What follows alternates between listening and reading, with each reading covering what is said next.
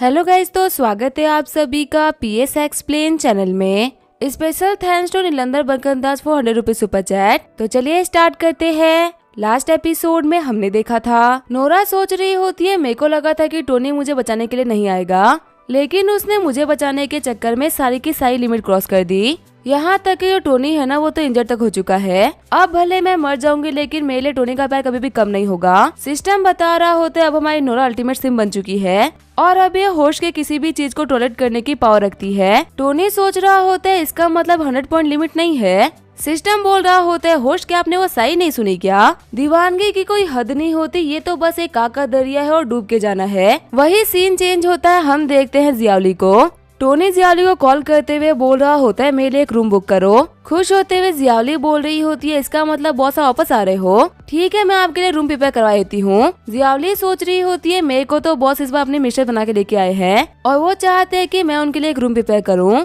आखिर वो क्या चाहते हैं? अगर मैं सोच रही हूँ वो होने वाला है तो मेरे को उनके लिए तैयार होना होगा। अच्छी बात तो ये है कि मेरे को आइडिया था कि कुछ ना कुछ तो हो ही सकता है, इसी वजह से मैंने कुछ कमाल के आउटफिट को रेडी कर लिया था। बॉस आप आओ तो सही, मैंने आपके लिए ना बहुत ही कमाल का सरप्राइज प्रिपेयर करके रखा है। वही वांग बोल रही होती है ब्रदर क्या आपको ज्यादा दर्द हो रहा है क्या? वैसे मैं भी कितनी बड़ी बेवकूफ हूँ ना, आपके पाँव में गोली लगी हुई है और मैं पूछ रही हूँ कि आपको दर्द हो रहा है कि नहीं हो रहा। वैसे क्या यही आपका रूम है? एक काम करती हूँ मैं आपको यहाँ पे छोड़ देती हूँ। टोनी बोल रहा होता है हाँ देख के तो लग रहा है कि यही मेरा रूम है। वांग जरा इस की कार्ड का यूज करते इसको ओपन तो कर देना। तभी कमरे को ओपन करते हुए वांग बोल रही होती है हाँ ब्रदर यही आपका रूम है, ये इस कार्ड से ओपन हो रहा है। तभी वहाँ पे जियावली आते हुए बोल रही होती है बॉस मैं ना आपका कब से वेट कर रही थी, आपने यहाँ पे आने में इतना टाइम कैसे लगा दिया? वहाँ पे जियावली को देख के वांग और टोनी दोनों ही काफी ज्यादा शॉर्ट हो गए होते हैं। वांग बोल रही होती है ब्रदर मुझे माफ करेगा, मेरे को पता नहीं था कि आपने यहाँ पे कुछ प्रिपेयर करके रखा है, अगर मुझे पहले से पता होता तो मैं कभी भी यहाँ पे नहीं आती। टोनी बोल रहा होते है जियावली आखिर तुमने ये क्या पहन रखा है? मैंने तो तुमसे सिर्फ और सिर्फ यही कहा था कि मेरे लिए एक रूम को प्रिपेयर करवा दो, पर आखिर तुमने ये कौन सी प्रिपरेशन कर ली? जियावली सोच रही होती है बॉस तो यहाँ पे काफी इंजर्ड है, इसका मतलब ये जेन्युइनली बोल रहे थे कि मुझे इनके लिए कमरा प्रिपेयर करना है। मैंने यहाँ पे अपने मिसअंडरस्टैंडिंग के चक्कर में क्या ही कर दिया, अब आखिर मैं बॉस और उनकी बहन को फेस कैसे करूंगी? वहाँ से भागते हुए जियावली बोल रही होती है बॉस मुझे माफ करेगा, मेरे को ना थोड़ी सी गलतफहमी हो गई थी, अगर आपको कुछ भी चाहिए होगा ना तो आप मुझे बुला लीजिएगा, फिलहाल के लिए मैं जा रही हूँ। वांग बोल रही होती है बदल क्या आपकी एम्प्लॉय है क्या? वैसे आखिर ये के कमरे में क्या कर रही थी? टोनी बोल रहा होता है अगर सच बोल रहा तो मुझे भी नहीं पता कि आखिर मेरे कमरे में कर रही है। वैसे कह सकते हैं कि ये यहाँ पे ना एक्टिंग कर रही थी, क्योंकि तुम्हें बचाने के लिए ना मैं इसको अपनी मिस्टर बना के लेके आया था, पर लगता है कि इसने अपने रोल को ना कुछ ज्यादा सीरियसली ले लिया। वैसे तुम ना इन चीजों के बारे में मत सोचो, जाओ जाके थोड़ी देर के लिए रेस्ट कर लो, वैसे भी तुम काफी लंबे टाइम से किडनैप्ड हो, तुम काफी थक गई होगी। टोनी सोच रहा होते जियावली आखिर तुम्हें कैसे कर सकती हो? मैंने बाकी सारी एयर होटल्स में से तुम्हें इसी वजह से चुना था ना, क्योंकि तुम्हारा एक बॉयफ्रेंड है, वही बाकी दोनों सिंगल थी, इसी वजह से वो मेरे ऊपर चांस मार सकती थी, पर मेरे को लगा था कि तुम ऐसा तो नहीं करोगी। मेरे को ना बिलीव नहीं हो रहा कि आखिर तुमने यहाँ पे क्या करने का ट्राई करा है, पर आखिर तुमने यहाँ पे क्या किया? आखिर मैं इन साइजों को वांग को कैसे एक्सप्लेन करूँ? वो तो यही सोचेगी ना कि उसका भी अपने एम्प्लॉयज का यूज करता है, लेकिन मैंने तो आज तक कभी ऐसा कुछ किया भी नहीं, मैं तो यहाँ पे बिना किसी बात के बुरा बन गया। आगे हमें अगले दिन कसिनो का सीन दिखाया जाता है। कसिनो में खड़ा बंदा बोल रहा होता है कि तुम्हें पता है हमारे कसिनो का ना मालिक चेंज हो गया, पहले जो हमारा कसिनो था ना वो HB ग्रुप के अंडर में आता था और हमारे ये कसिनो लास वेगास के सबसे बड़े कसिनो चेन का हिस्सा था, पर रातों रात ही ना इसकी ओनरशिप चेंज हो गई और सिर्फ हमारे ही नहीं बल्कि सारे के सारे कसिनो की ओनरशिप चेंज हो चुकी है। अब HB ग्रुप के अंडर में जितने भी कसिनोज थे ना उन सभी का मालिक कोई हो चुका है। दूसरा वाला बंदा बोल रहा होता है क्या कल जब मैं आया था ना तब तो हमारा ओनर HB ग्रुप था और एक रात में सब कुछ चेंज भी हो गया। वैसे क्या तुम्हें पता है क्या कौन है हमारा नया बॉस? साइड में बैठा एक बंदा बोल रहा होता है वो बंदा ना बहुत ही मिस्टीरियस है, मैंने तो ये भी सुना है कि वो उषा से है भी नहीं, वो एशिया से आया है और वो होगा कुछ 17-80 साल का बंदा, वही ना हमारे कसिनो का नया ओनर है। दूसरा वाला बंदा बोल रहा होता है तुम ना कई सुनी बातों पर भरोसा कर रहे हो, जब वो बंदा यहाँ पे आया था ना तब मैंने उसको देखा था, जब उसने पहली बार चिप्स लिए थे ना तो उसने कुछ $1000 के चिप्स लिए थे, पर सिर्फ 15 से 20 गेम के अंदर ही ना उसने उस $1000 के गेम को बिलियंस में चेंज कर दिया। कोई बंदा ना बैंक लूट के इतना अमीर नहीं हो सकता जितना कि ये गेम जीत के हो गया। इस बंदे की एबिलिटीज को देख के ना पूरा का पूरा लास वेगास शॉर्ट हो चुका है। और पता है इस बंदे का नाम क्या है? ये बंदा ना चेन्नई से आया, इसका नाम है हान तियानबा और सभी लोगों ने इसको एक नया नाम दिया है, वो नाम है the god of Las Vegas. Scene change होता है, हमें शंघाई के एयरपोर्ट का सीन दिखाया जाता है। टोनी बोल रहा होता है फाइनली हम लोग अपने घर आ गए, वांग तुम्हारी काफी स्टडी मिस हो चुकी है, तो अब यूनिवर्सिटी में जाने के बाद में ना मन लगा के पढ़ाई करना। और प्लीज तू ना थोड़ा अपने आसपास के लोगों के ऊपर ध्यान देना, क्योंकि अभी भी जो खतरा है ना वो टला नहीं है। वांग बोल रही होती है, हाँ बदर मैं समझ गई, आप ना बिल्कुल भी टेंशन मत लो, अब मैं आपके लिए दिक्कतें खड़ी नहीं करूंगी। पहले मेरे को लगा था ना कि आप बिना किसी बात के मेरे को इधर उधर जाने से मना कर रहे हो, पर अब मैं समझ चुकी हूँ ना कि आपके क्या रीजन थे मेरे को मना करने के। मेरी ना बेवजह की जिद की वजह से आप इतने इंजर्ड हो गए। मैं समझ चुकी हूँ कि जो ये फिल्म इंडस्ट्री है ना ये बिल्कुल भी सही नहीं है, और अब मुझे इसका पार्ट बनने में कोई भी इंटरेस्ट नहीं है। अगर मेरे को एक्ट्रेस बनना होगा ना तो मैं इसके बारे में बाद में सोचूंगी। वांग सोच रही होती है, पता नहीं जो सिस्टर नोरा है ना वो क्या कर रही होंगी। अगर वो लोग मेरे को छोड़ के सिस्टर नोरा को लेके गए हैं तो पक्का से सिस्टर नोरा ना बदर के लिए बहुत ही इंपॉर्टेंट होंगी, और अभी ना वो लोग वेट कर रहे होंगे कि मैं बदर ना सिस्टर नोरा को बचाने के लिए फिर से जाएंगे, ताकि मैं बदर ना उनके प्लान में फंस जाए। मैं बस यही प्रे कर रही हूँ कि जो बदर है ना वो सिस्टर नोरा को बचा भी ले और ये उनके प्लान में फंसे भी नहीं। तभी जो टोनी का फोन होता है उसके ऊपर मैसेज आता है। टोनी सोच रहा होता है, लगता है ये मैसेज ना डार्क वेब वालों ने किया है। मैसेज में लिखा होता है, टोनी स्टार्क, नोरा ना अभी भी हमारे कब्जे में है, अगर तुम चाहते हो कि वो सही सलामत रहे तो हमसे नेगोशिएशन करने के लिए न्यूयॉर्क आ जाओ। तुमने अभी हमसे जो फाइट करी है ना, हम उन सारी चीजों को भुला रहे हैं और तुम्हें बात करने का एक और मौका दे रहे हैं। देखो बात करके ना चीजों को सॉर्ट आउट कर लो, वरना इसके नतीजे बहुत ही गंदे हो सकते हैं। बाकी तो तुम खुद ही बहुत समझदार हो, तुम्हें पता है कि हम नोरा के साथ में क्या कर सकते हैं।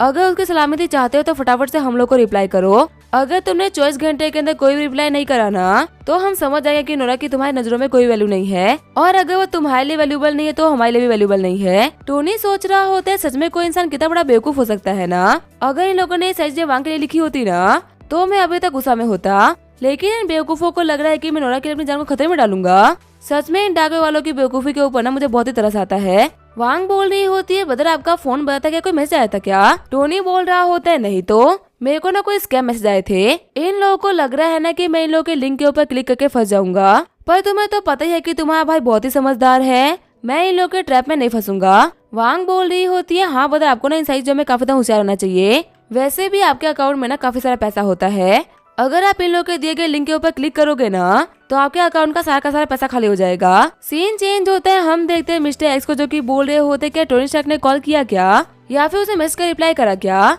हम लोगों ने उसको टाइम लिमिट दी थी ना। सामने वाला बंदा बोल रहा होता है, ना ही रिप्लाई आया है ना ही कॉल आया है। वो टोनी स्टार्क ऐसे बिहेव कर रहा है ना कि सब कुछ ठीक हो चुका है और उसको ना से कोई फर्क नहीं पड़ता। चिढ़ते हुए मिस्टर एक्स बोल रहे होते, उसको ना नोरा की एक वीडियो भेजो, उसको दिखाओ कि आखिर जो नोरा है ना वो कितनी परेशान हो चुकी है। और हाँ, हमारे हेडक्वार्टर पे ना 300 मर्सनरीज को तैयार रखो, गोले और बारूद की कोई भी कमी नहीं होनी चाहिए। अगर वो कमी ना झटके से यहाँ पे आता है ना तो भी हम उसको मार डालेंगे। लास्ट टाइम मैं ना प्रिपेयर नहीं था, इसी वजह से उसके चक्कर में हमारे 30 बंदे मारे गए। इस बार भी ना वो हम लोग को डिस्ट्रैक्ट करने का ट्राई कर रहा है।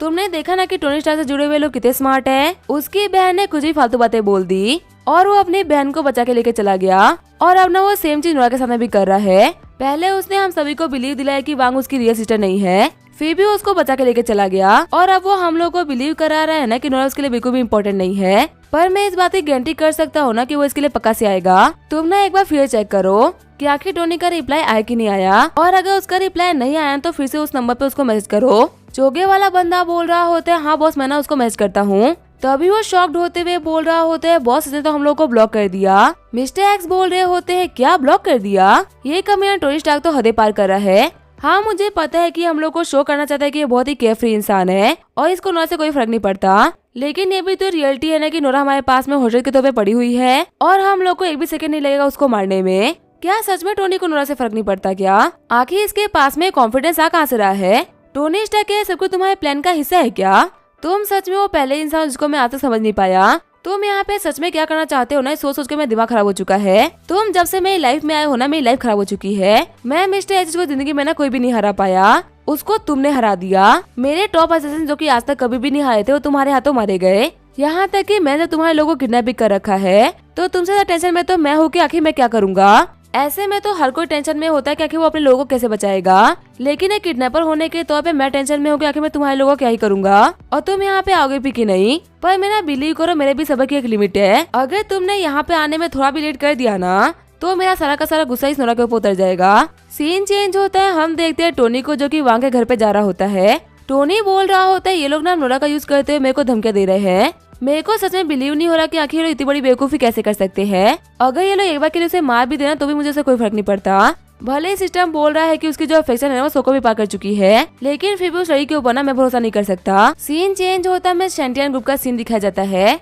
मिस वान बोल रही होती है, सॉरी जिनी, पर तुम्हें ना हमें कंपनी से बाहर करना होगा। जिनी बोल रहा होते, क्या तुम लोग कंपनी से बाहर निकाल रहे हो, वो भी मेरे को?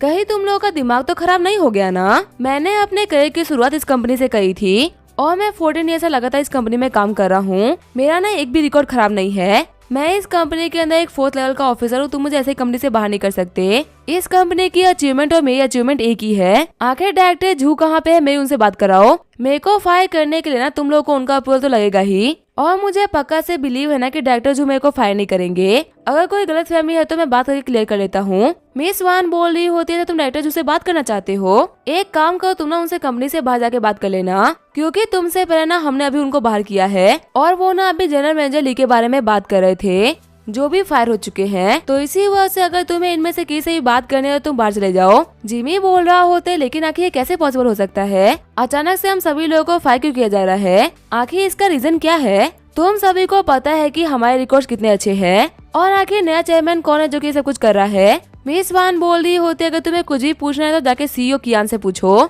सभी को फायर करने वाली वही है। वही सीन चेंज होता है। हम देखते हैं कियान को, जो कि ली जामू के सारे बंदों को कंपनी से बाहर कर रही होती है। कियान सोच रही होती है, जिमी के साथ में जितने भी ली फैमिली के लॉयल बने थे ना शैंटियन के अंदर, मैंने उन सभी को फायर कर दिया। एक भी बंदा यहाँ पे ऐसा नहीं है जो कि ली फैमिली का वफादार हो या फिर उनसे जुड़ा हुआ हो। उस कमीने जूई ने कंपनी का आधे स्टाफ को तो ऐसे भी चेंज कर रखा है। फेटियन के जो सारे बंदे थे ना वो यहाँ पे काम कर रहे हैं, और वही जो हमारा आधा पुराना स्टाफ था ना वो जूई को लेकर काफी ज्यादा लॉयल है। हम लोगों के अंडर में तो ऑलरेडी उन सभी को काम करने में काफी सारी दिक्कतें आ रही थी। जूई को देखते वो लोग उसकी तरफ हो गए और मेरे पास में ना कोई भी ऑप्शन नहीं बचा। मेरे को ली फैमिली के सारे बंदों को बाहर निकालना ही पड़ा। मेरा मन था कि मैं कम से कम कुछ लोगों को तो छोड़ दूं और उन लोगों को कंपनी में काम करने दो जो कि बहुत ही हाई पोजीशन पे है, क्योंकि जो हाई पोजीशन वाले बंदे हैं ना वो मेरी काफी ज्यादा हेल्प कर सकते हैं। पर जूई की वजह से मैं उन सभी को भी नहीं रख पाई।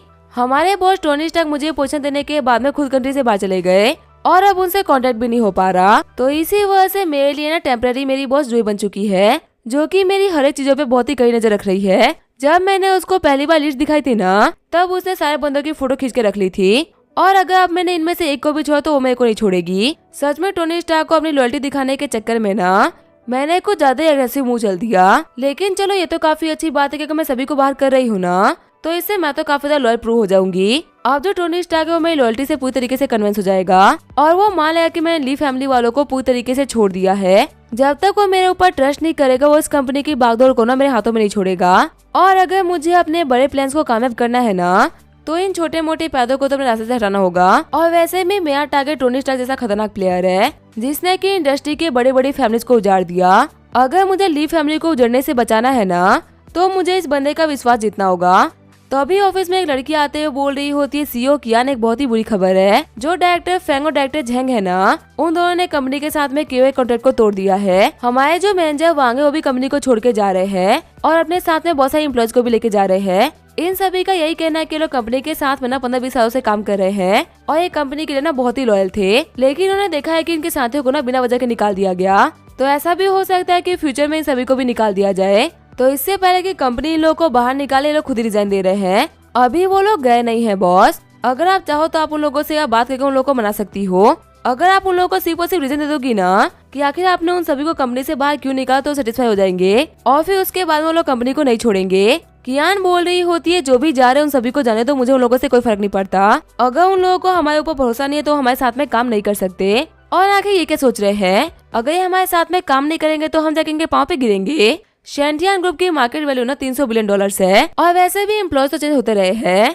लेकिन शैंटियन अपनी जगह पे वैसे का वैसा ही खड़ा है। और मुझे बिलीव है कि इन लोगों के ना रहते हुए भी ना हम लोगों को कोई फर्क नहीं पड़ेगा। सामने वाली लड़की बोल रही होती है, बॉस आपने मेरी बात को नहीं समझ रही। यहाँ पर जो दिक्कत है ना वो इतनी भी छोटी नहीं जितना कि आप समझ रही हो। हमने जिनको भी कंपनी से बाहर निकाला ना वो कंपनी के बहुत ही बड़े ऑफिशियल्स थे, और अभी जो कंपनी को छोड़ के जा रहे हैं ना वो बहुत ही बड़े बड़े ऑफिशियल्स है। इन सभी के अंडर में ना बहुत ही बड़े बड़े प्रोजेक्ट्स थे, जिसके अंदर इन्वेस्टर्स ने ना बहुत ही मोटा अमाउंट डाल रखा है। लेकिन अब जाके ये लोग कंपनी को छोड़ रहे हैं तो सारे के सारे इन्वेस्टर्स ना अपने इन्वेस्टमेंट को लेकर काफी ज्यादा डर गए हैं। उनको लग रहा है कि जो ये प्रोजेक्ट है ना ये फेल हो जाएंगे और उनका सारा का सारा पैसा डूब जाएगा। इसी वजह से अभी ना इन्वेस्टर्स भी बहुत ही पैनिक कर रहे हैं। कुछ शेयर होल्डर्स ने तो यही बोला कि उन्हें पैसा ना इस कंपनी से बाहर निकाल रहे हैं। इसी वजह से बॉस मैं आपसे बोल रही हूँ कि एक बार जाके आप उन लोगों से बात कर लो। कियान बोल रही होती है, यहाँ पे ज्यादा पैनिक ना तुम कर रही हो, घबराओ मत, कुछ भी नहीं होगा। जो भी कॉन्ट्रैक्ट को टर्मिनेट कर रहे हैं उनको करने दो। और जिसको भी जाना है उसको जाने दो। अगर इन्वेस्टर अपनी इन्वेस्टमेंट को भी निकाल रहे हैं तो भी कोई बात नहीं, उनको निकालने दो। जब तक हमारी कंपनी अंदर से मजबूत रहेगी ना, तब तक ये बाहर की दिक्कतें हमारा कुछ भी नहीं बिगाड़ सकती। और वैसे भी हमारा नया बॉस टोनी स्टार्क है, जो कि कभी भी लाइफ में फेल नहीं हुआ। ये बोलते वो उस लड़की को ऑफिस से बाहर निकाल देती है। खुश होते हुए कियान बोल रही होती है मेरा प्लान कामयाब हो चुका है। शैंटियान तो वक्त से पहले गिना स्टार्ट हो गया। अब इसका क्या होगा हम देंगे नेक्स्ट एपिसोड में। तब तक के लिए वीडियो देखने के लिए थैंक यू।